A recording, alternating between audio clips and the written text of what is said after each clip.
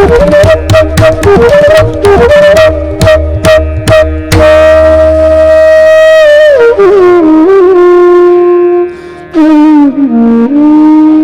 ध्यान शंकराय नमः। प्रिय दर्शकों नमस्कार, मैं ज्योतिषाचार्य जिगर पर एक बार फिर आप सबका स्वागत करता हूं। और जैसा कि आप थंबनेल में पढ़ ही चुके हैं, मैं बतलाने वाला हूं आप सबको कर्क लगन के जातकों के बारे में कि सितंबर का ये जो महीना है कैसा रहेगा। अब कुछ व्यस्त चल रहा था, इसकी वजह से मैं अपने यूट्यूब और फेसबुक चैनल्स पर अपनी जो मंथली फल कथन रहते हैं उसके बारे में मैं बतला नहीं पा रहा हूँ, इसलिए माफ़ी चाहता हूँ आप सबके साथ में।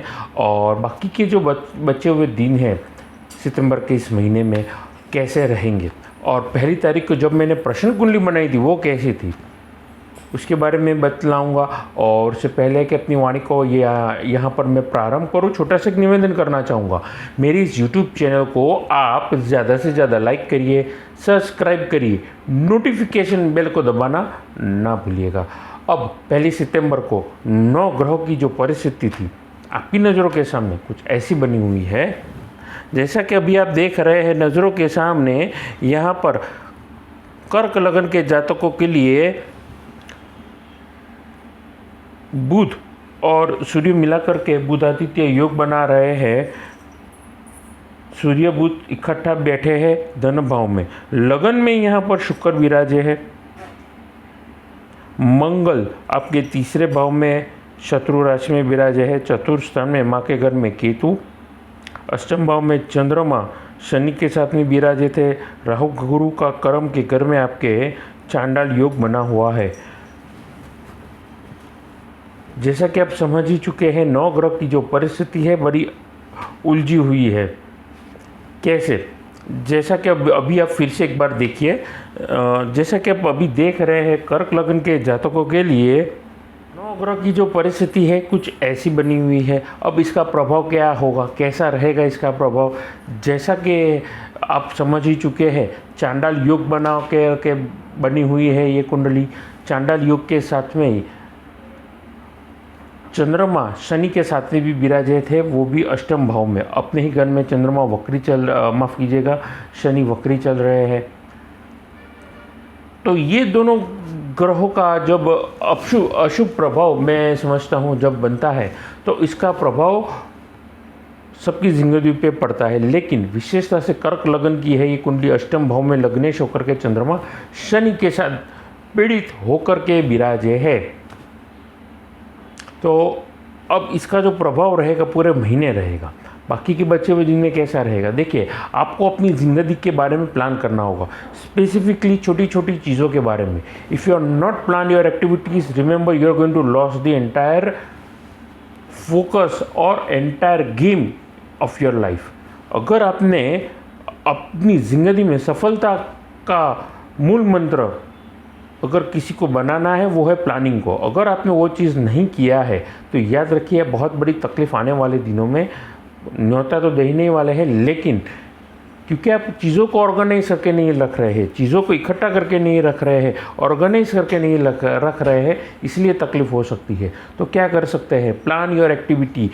चीज़ों को और अच्छी तरीके से प्लानिंग करिए। प्रोफेशनल लाइफ में आने वाले दिनों में किस तरीके से आपके गोल सेटिंग होनी चाहिए ये आपको पता होना चाहिए कि पिछले साल इसी वक्त में अगर आप सो फील्ड में थे तो क्या इसका प्रभाव था। तो उस अनुभव को आज उपयोग में लाइए। जैसे दिवाली आने वाली है तो दिवाली से पहले क्या आपके मार्केट में आप सेल्स से संबंधित काम कर रहे हैं या कोई भी प्रोफेशन में काम कर रहे हैं, क्या दिवाली से पहले वो मंदी आ रही है या दिवाली के बाद तेज़ी आ रही है, या दिवाली के बाद तेज़ी आ रही है, दिवाली के पहले तेज़ी आ रही है। ये सारी छोटी छोटी चीज़ों को आपको परखना होगा और उन अनुभवों को आपको रास्ता निकालना होगा, वरना आपके लिए तकलीफ हो सकती है प्रोफेशनल लाइफ में। ध्यान में रखेगा। उसके अलावा छोटे छोटे किए गए इन्वेस्टमेंट आपके लिए बड़े लाभदायक परिस्थिति को आने वाले दिनों में, जब भी आपके लिए तकलीफ वाले रास्ते हो सकते हैं, तो याद रखिए आपके अच्छे कर्म, चाहे वो आर्थिक समस्या से संबंधित ही क्यों ना हो, कहीं ना कहीं वो रास्ता कर सकते हैं। ध्यान में रखिए। छोटा छोटा इन्वेस्टमेंट लोगों के पीछे आपको पता है कि इस व्यक्ति के पीछे अगर मैं इन्वेस्ट कर रहा हूँ और मुझे कुछ अच्छा बेनिफिट मिलेगा, तो वो आपको पता है। अपनी बात को अपने तक ही सीमित रखिए। आप किसी पे भी इन्वेस्ट कर रहे हैं, अपना वक्त हो गया, पैसा हो गया, विश्वास भी हो गया, तो सामने वाले को ये चीज़ नहीं पता होनी चाहिए कि आपने किस मंशा से उनके पीछे वो विश्वास रखा है। अपना स्वार्थ कहने का मतलब छुपा करके निस्वार्थ भाव से अगर उनकी तरफ आप रुझान करेंगे तो आपके लिए आने वाले दिनों में फ़ायदेमंद ये परिस्थिति रहेगी। टीम वर्क में मिला करके आप ये काम करेंगे तो मैं समझता हूँ आपके लिए ये वक्त यादगार रहेगा, शानदार रहेगा। अब बात करना चाहूँगा नौकरी पेशा वर्ग के जातकों के बारे में। देखिए, जॉब कर रहे हैं आप, खुद के लिए गवर्नमेंट एम्प्लॉय है, जॉब ढूंढना चाहते हैं, ये समय अच्छा है, बेहतरीन है।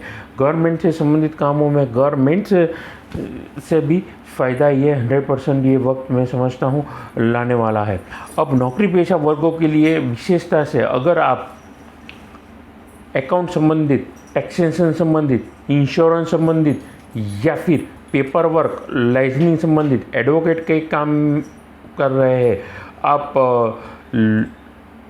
लीगलाइजेशन में अन्य कोई फील्ड में काम कर रहे हैं, लाइसेंसिंग संबंधित काम कर रहे हैं, प्रॉपर्टी संबंधित कोई भी काम कर रहे हैं, आपके लिए ये वक्त जो रहेगा मैं समझता हूँ यहाँ पर आपको ये वक्त बड़ा फ़ायदेमंद परिस्थिति को न्योता दे रहा है।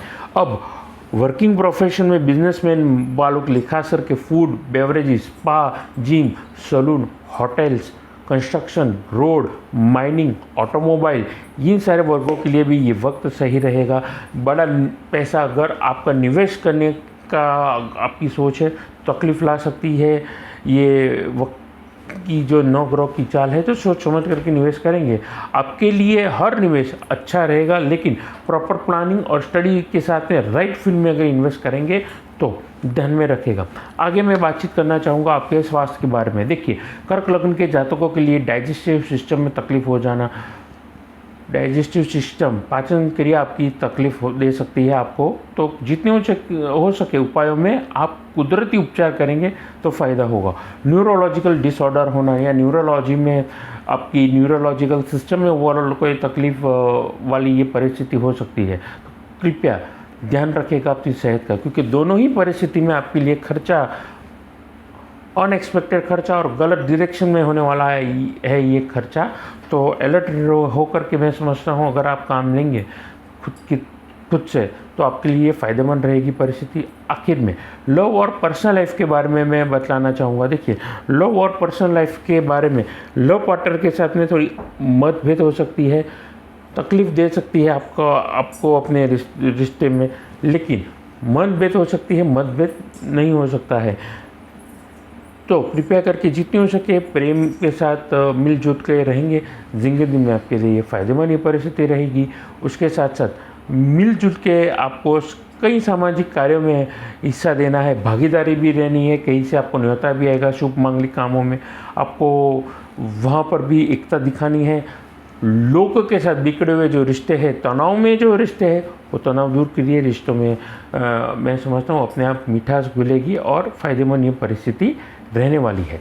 तो कुल मिलाकर के कर्क लगन के जातकों के लिए ये कुछ मिली जुली वाली ये परिस्थिति है, रोलर कोस्टर राइड वाली है ये परिस्थिति, क्योंकि कभी उतार है तो कभी चढ़ाव है, कभी इमोशंस है तो कभी आपके लिए आर्थिक बरकत भी। ये परिस्थिति जो 9 ग्रह की है वो आपको संकेत दे रही है। तो बड़े सामान्य तौर पर मेरा फल कथन रहते हैं, मैं प्रश्न कुंडली बनाता हूं और आप सबके सामने जनरली क्वेश्चंस क्या रहते हैं उसके हिसाब से मैं आंसर देने का मैं प्रयास करता हूं। तो ये थी मेरी बातचीत कर्क लगन के जातकों के बारे में। अब यहाँ पर जाने से पहले आप अच्छी क्वालिटी के नंग यानी कि जेमस्टोन खरीदना चाहते हैं, रुद्राक्ष, रतन या श्रीयंत्र लेना चाहते हैं, या फिर आप कुंडली कंसल्ट करवाना चाहते हैं तो नीचे दिए गए नंबर पर आप मेरा संपर्क कर सकते हैं। नमस्कार।